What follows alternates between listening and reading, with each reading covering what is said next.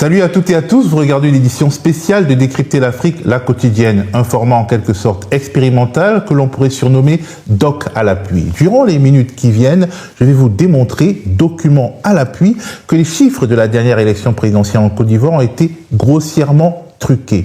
Au-delà de tout doute raisonnable, je vais vous démontrer que tout le système électoral ivoirien, construit autour de la commission électorale dite indépendante, est une machine à produire de la fraude depuis au moins 2010. Une machine qui a fait son travail, une fois de plus, lors de ce scrutin présidentiel de 2025 et qui récidivera en cas de besoin lors des législatives. L'enjeu de cette démonstration n'est pas politicien.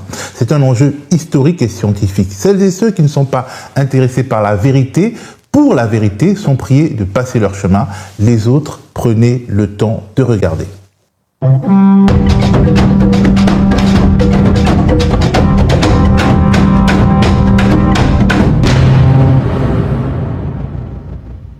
Ce lundi à Abidjan, Alassane Ouattara a solennellement prêté serment pour son son deuxième mandat de la Deuxième République. Et il a pris un certain nombre d'engagements. Une grande nation unie, solidaire et prospère. Une nation où chaque citoyen compte, où les femmes et les jeunes sont de véritables acteurs de développement. Ce mandat sera aussi celui de la transmission générationnelle. Ce sera pour moi et pour notre nation un acte de responsabilité et de maturité politique. Vous avez bien entendu, une nation où chaque citoyen compte. Mais peut-on vraiment dire que chaque citoyen compte dans un pays où les morts votent et où les jeunes ne votent pas, ou votent très peu parce que leur non-vote a été sciemment organisé? Peut-on parler de maturité politique dans un pays dont l'institution chargée d'organiser les élections fabrique scrutin après scrutin des chiffres, y compris quand le président sortant est assuré de gagner parce que le système a éliminé méthodiquement ses opposants les plus redoutables qui ont décidé à leur tour de boycotter le scrutin et d'enjoindre leur soutien à ne pas se rendre aux urnes?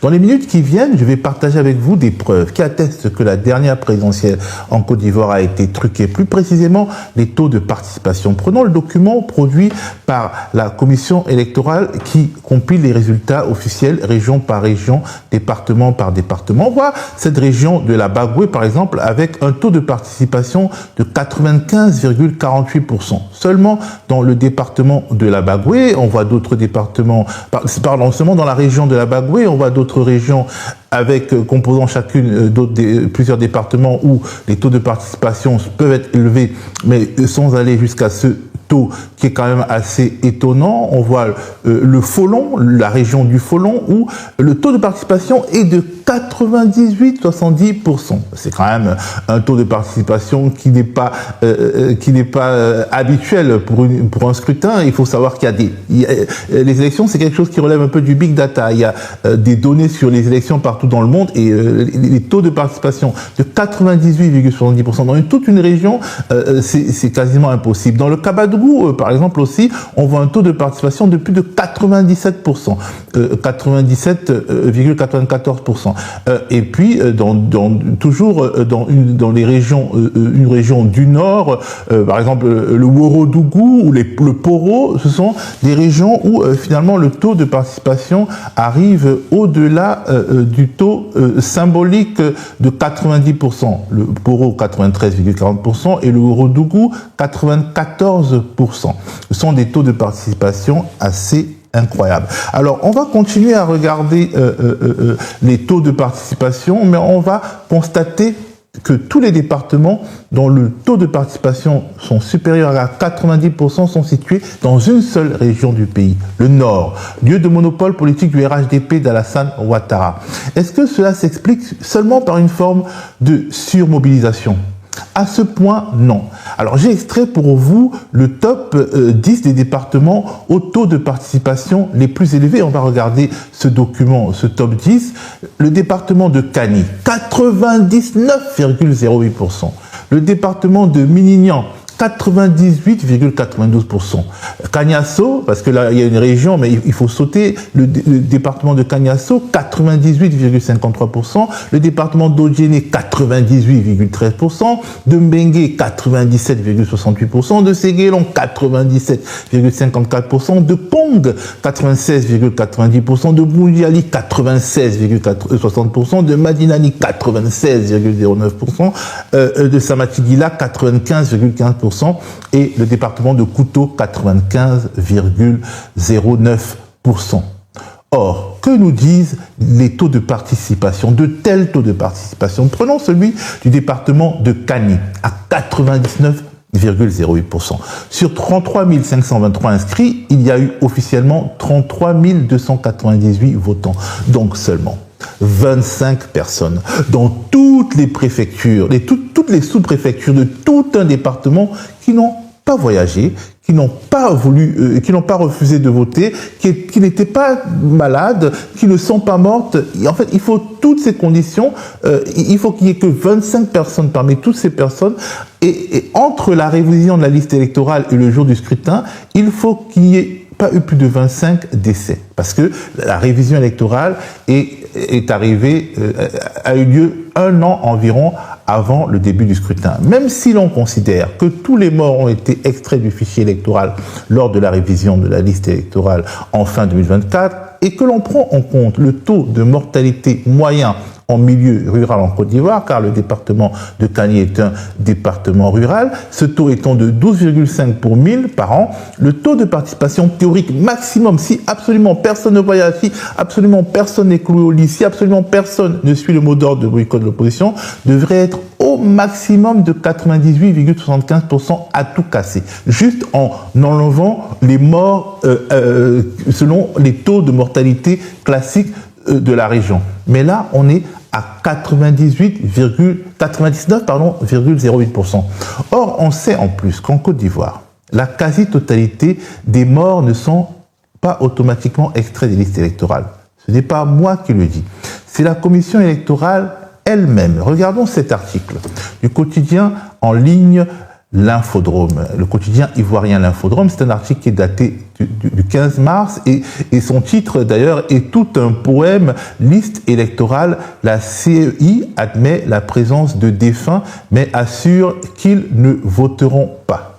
C'est tout un poème, je vous le disais. Si on a besoin de le dire, c'est qu'il y a un problème. Mais lisons un extrait très instructif sur l'efficacité du processus d'expurgation des morts des listes électorales en Côte d'Ivoire. Face aux critiques, nous dit la CEI, nous dit l'Infodrome, la CEI défend son bilan et met en avant les difficultés rencontrées pour l'actualisation du fichier. En mai 2024, Ibrahim Koulibaly Kuibert, président de l'institution, rappelait que la CEI avait demandé au ministère de l'Intérieur la liste des personnes décédées entre 2020 et 2022. Cependant, seulement 78 des 6900 circonscriptions d'état civil avaient répondu, fournissant un fichier de 1260 personnes présumées décédées. Concernant les électeurs centenaires, Maître Yapobi Ketchi, commissaire à la CEI, évoque une simple erreur matérielle. Comment on peut analyser tout ça? On peut dire que, en gros, sur 3 années, le ministère de l'Intérieur n'a pu identifier dans tout le pays que 1260 personnes décédées. Or, si l'on s'en tient aux données du recensement général de la population, il y a eu environ 550 000 morts pendant cette période. Moins de 1% des décès sont donc identifiés par le ministère de l'Intérieur qui doit fournir à la commission électorale les éléments nécessaires à l'expurgation de la liste électorale. Or, si l'on est généreux et que l'on considère que 10% des personnes décédées ont été expurgées de la liste électorale ces 10 dernières années en Côte d'Ivoire, mais ça c'est être très généreux, et que tout le monde vote, tous ceux qui ne sont pas décédés votent, le taux de participation théorique maximale avoisinerait les 92% dans chacun des segments de l'électorat. Et c'est une hypothèse extrêmement optimiste. Les taux de participation à plus de 95% brandis par la CEI dans un grand nombre de départements sont en réalité des impossibilités statistiques. Dans quel intérêt peut-on se demander créer des taux de participation aussi ridiculement élevés alors que selon toute hypothèse, Alassane Ouattara a gagné et bien gagné ce scrutin? La réponse est simple. Pour arriver à un taux de participation nationale supérieur à 50% et contrecarrer le discours de l'opposition sur une désaffection électorale aux allures de grève des urnes, voire de désaveu, il faut passer par là. On comprend que le RHDP, parti au pouvoir, souhaite avoir de tels chiffres pour alimenter sa machine à éléments de langage, mais que la machine de la commission électorale dite indépendante se débrouille pour les lui fournir au prix d'impossibilités statistiques montre justement à quel point cette institution n'est indépendante que sur le papier. Elle n'est pas indépendante du tout, d'autant plus que ce type de manœuvre de gonflement du taux de participation a également eu lieu en 2020, en 2015 et même en 2010 lors du second tour du scrutin qui a opposé Laurent Gbagbo et Alassane Ouattara et a conduit à une guerre post-électorale et à des milliers de morts. Certains d'entre nous se souviennent que juste après le second tour de 2010, la commission électorale annonçait un taux de participation d'environ 70%, comme on peut le lire sur cet article de RFI rédigé le 29 novembre 2010. Au lendemain du scrutin, on peut lire « La commission électorale indépendante devrait en principe débuter sa livraison avec les résultats provisoires de certains départements. Il faudra en revanche attendre plus longtemps avant de connaître le vote des communes et notamment celle d'Abidjan. On connaît cependant maintenant le taux de participation. La commission électorale indépendante a annoncé ce lundi après-midi qu'il se situe autour de 70%, en baisse par rapport au premier tour le 31 octobre où il avait atteint 83%. 70%. Mais 2 jours plus tard, patatras, le 1er décembre 2010 donc, la CEI change le taux de participation annoncé. Il passe à environ 80%, abracadabra, comme par magie. 70% un jour et le lendemain, on passe à 80% de taux de participation.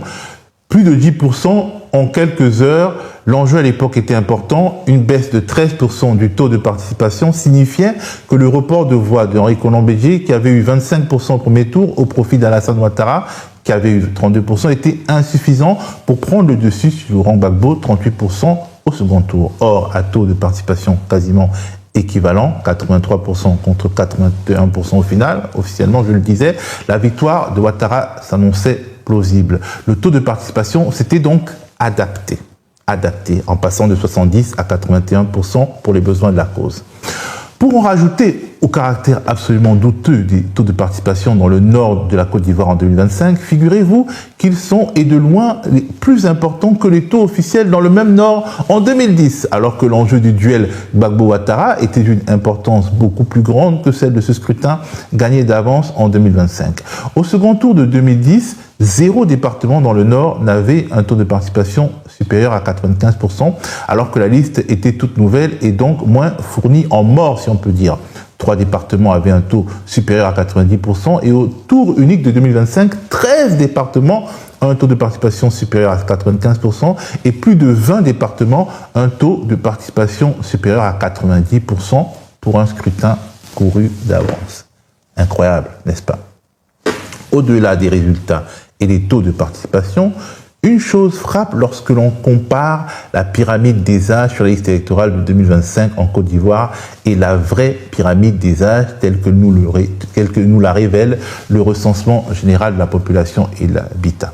L'ingénieur diplômé de la prestigieuse École centrale de Paris et activiste numérique, Martial Koubri, a abordé avant moi la question dans son rapport d'analyse de la liste électorale provisoire, un rapport rédigé en 2025. Mais regardons ce tableau très clair et très instructif. On va regarder le tableau, il va s'afficher et vous allez le voir. Si l'on se fie au recensement général de la population et de l'habitat, les 18-19 ans représentent 4% de la population en Côte d'Ivoire, mais sur les listes électorales, ils sont 0,66%, c'est une présence très faible. Les 20-29 ans sont censés être 31,8% de la population, mais sur les listes électorales, ils ne sont que 14,7%. Les 30-39 ans sont 27,2% de la population selon le recensement et 25,37% de la liste électorale. C'est le seul segment de la population dans lequel il y a une cohérence entre le recensement général de la population et la liste électorale.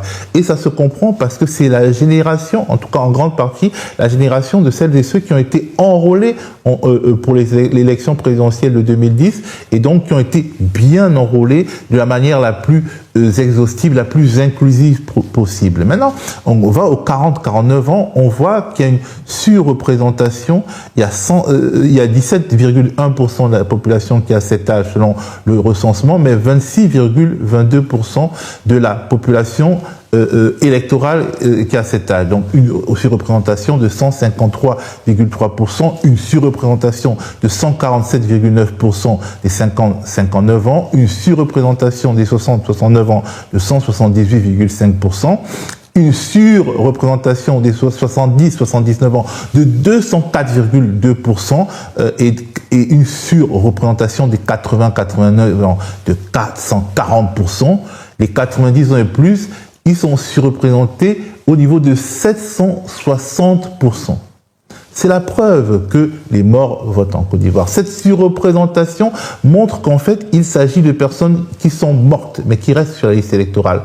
Et plus le temps passe, puisque finalement, l'espérance de vie en Côte d'Ivoire est autour de la cinquantaine, donc plus on se rapproche de la cinquantaine, plus cet effet de surreprésentation augmente de manière assez vive. En revanche, quand il s'agit des jeunes, on peut voir que leur sous-représentation est manifeste. On va regarder le tableau des jeunes. Alors, ce tableau nous montre que quand on compare en 2010, les 18-35% représentaient 60,76% de la population électorale en 2010. Ils ne représentent plus que 28% de la population électorale en 2025, soit une baisse de 32,7 points. Les 36-50 ans, qui représentaient 25,38% de la population en 2010, représentent 51,6% de la population en 2025. Donc, on parle de vieillissement du cœur du fichier, et les 51 ans et plus, qui ne sont que 13,86% de la population ivoirienne, représente 32,9% de la population électorale, donc une surreprésentation des seniors, et dans ces seniors, il y a les morts, il y a beaucoup de morts. Comment s'explique qu'en 2010, les jeunes étaient enrôlés, les jeunes ont pu voter, et qu'en 2025, les jeunes ne sont pas enrôlés, les jeunes ne peuvent pas voter, alors que les morts votent manifestement? Comment ça s'explique? Par la volonté politique, tout simplement. En 2010, il y avait eu de larges audiences foraines pour enrôler un maximum d'Ivoiriens et fabriquer de nouvelles cartes d'identité qui étaient gratuites pour les citoyens électeurs. Désormais, la carte d'identité est payante. Elle coûte 5 000 francs CFA dans un pays où le taux de pauvreté est important. Et pour la confectionner, il faut payer un certificat de nationalité à 2 500 francs CFA. Donc, pour avoir sa carte d'identité, il faut avoir 7 500 francs CFA. Pourquoi c'est un problème? Parce que 26% de la population ivoirienne vit sous le seuil d'extrême pauvreté, c'est-à-dire gagne moins de 1,90 $ par jour. Et pour la tranche la plus haute de cette partie de la population, 7 500 francs CFA, ça représente une semaine de revenus. Il faut donc se priver de tout pendant une semaine, y compris de nourriture et de ratio de loyer, pour avoir les moyens de s'acheter une carte d'identité. Dans ce contexte, seuls les pauvres dont la confection de la carte d'identité est sponsorisée par des riches, notamment par des riches politiciens du parti au pouvoir, peuvent avoir leur carte d'identité et s'inscrire sur les listes électorales. Politiquement, ce choix est clair. Il s'agit de restreindre les droits à la participation électorale au profit du clan au pouvoir. Tout comme le choix d'empêcher une révision de la liste électorale l'année même des élections est clair et signifie qu'on ne veut pas des jeunes, qu'on ne veut pas des primo-votants qui pourraient être assez motivés l'année des élections pour s'inscrire et aller voter pour l'opposition.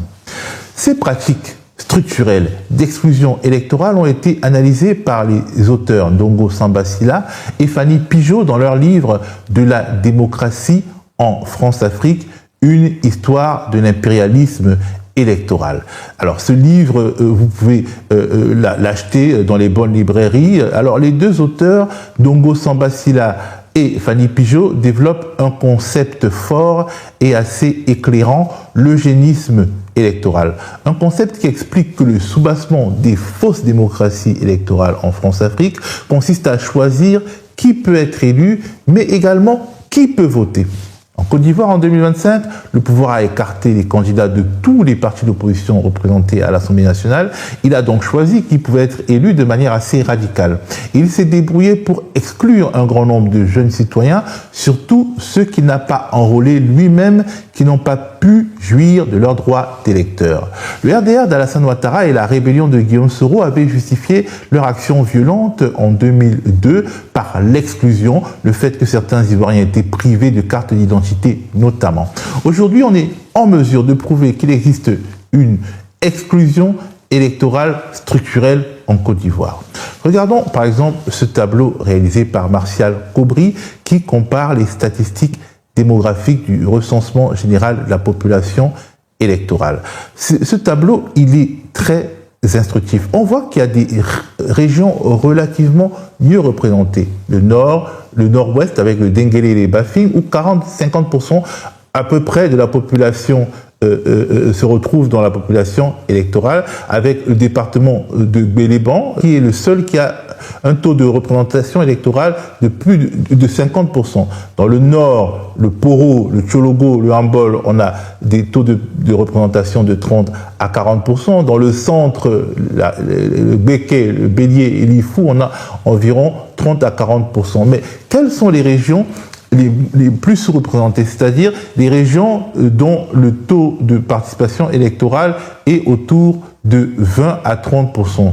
C'est le Tongpi, le Guémon, le Kabali, dans l'ouest du pays, et les régions qu'on pourrait dire tragiquement sous-représentées sont dans le sud-ouest, le Bas-Sassandra, la Nawa, ce sont des taux entre 10 et 20%, ce sont des taux de représentation électorale extrêmement bas. Alors, on peut dire que dans certaines de ces régions rurales du centre-ouest et de l'ouest du pays, il y a beaucoup d'étrangers, mais ça ne suffit pas à expliquer ce taux de sous-représentation électorale aussi élevé. Ça montre que beaucoup de jeunes dans ces régions ne sont pas sur les listes électorales et qu'il y a une sorte de déséquilibre de la présence de la liste électorale selon les régions. Le nord, qui est la région d'Alassane Ouattara et de beaucoup de nombreux cadres du RHDP, s'en sort mieux dans la participation électorale que l'Ouest et le Sud-Ouest, qui sont en général des bastions de l'opposition, notamment des bastions historiques du PPACI.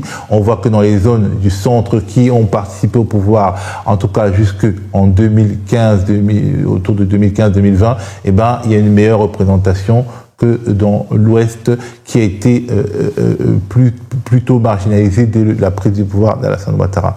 On voit le cas particulier d'Abidjan, où il y a un taux de représentation électorale de 30 à 40%. C'est une représentation moyenne, mais qui est plutôt faible au regard du poids démographique d'Abidjan. Comment ça peut s'expliquer, justement, alors que l'on sait qu'à Abidjan, les gens ont plus d'argent que dans le nord du pays et peuvent plus facilement se payer une carte d'identité. Cela signifie bien que ce qui permet la surreprésentation électorale dans le nord du pays, c'est une sorte d'accompagnement des élites qui ont beaucoup d'argent auprès de populations qu'elles considèrent comme, disons, leur patrimoine électoral.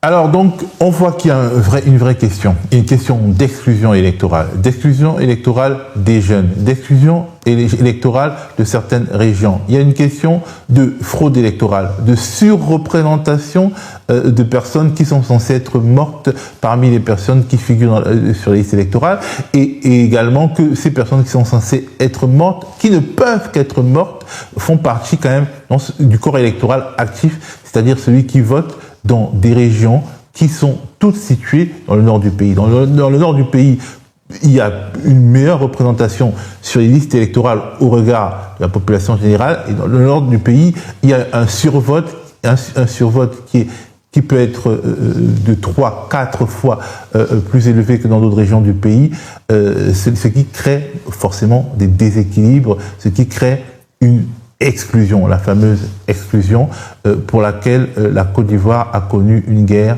il y a bientôt 25 ans. Pour finir, je vous laisse avec ces mots du célèbre philosophe camerounais Fabien Eboussi Boulaga. Une société qui se ment n'apprend rien. Elle est condamnée, pas à disparaître nécessairement, mais à vivre dans le chaos permanent. Se mentir, vous voyez, c'est vraiment le péché en quelque sorte intellectuel sans rémission. Le péché contre l'esprit, c'est se mentir soi-même. Donc, refuser de se plier aux leçons de la vie, de l'histoire, de la rencontre avec les autres et chercher toujours des accommodements qui n'affrontent pas la réalité pleine de ce qu'on vit, qu'on rencontre. Donc, je continuerai à répéter ce mot, je crois, de Petit, qui dit: dans une société qui se ment, on n'apprend pas. Ou une société qui se ment n'apprend rien. Donc on n'apprend rien dans une société qui se ment. Et si les gens éduquent leurs enfants dans une telle société, mais ils ne peuvent pas attendre quoi que ce soit de l'avenir et se payer de mots en disant que laisserons-nous à nos enfants, vous ne laisserez rien parce que vous avez bâti tout votre système sur le mensonge. En disant par exemple que vous êtes en coopération alors que c'est de l'aide. En disant que vous faites des élections alors qu'elles sont truquées. Ainsi de suite. Donc une société qui devient mensonge, une sorte de mensonge sans couture est terrible pour quelqu'un qui veut la cohérence et qui fait le pari que c'est la vérité qui rend libre, c'est la vérité qui se... Une société qui devient mensonge est terrible. Merci d'avoir regardé cette édition spéciale de Décrypter l'Afrique. Merci d'avoir suivi cette vidéo. Si vous avez aimé le contenu, abonnez-vous à la chaîne et activez la cloche pour recevoir toutes nos prochaines publications. Laissez aussi vos avis dans les commentaires. Vos retours comptent énormément et nous aident à améliorer chaque nouvelle vidéo. Merci pour votre soutien et à très bientôt.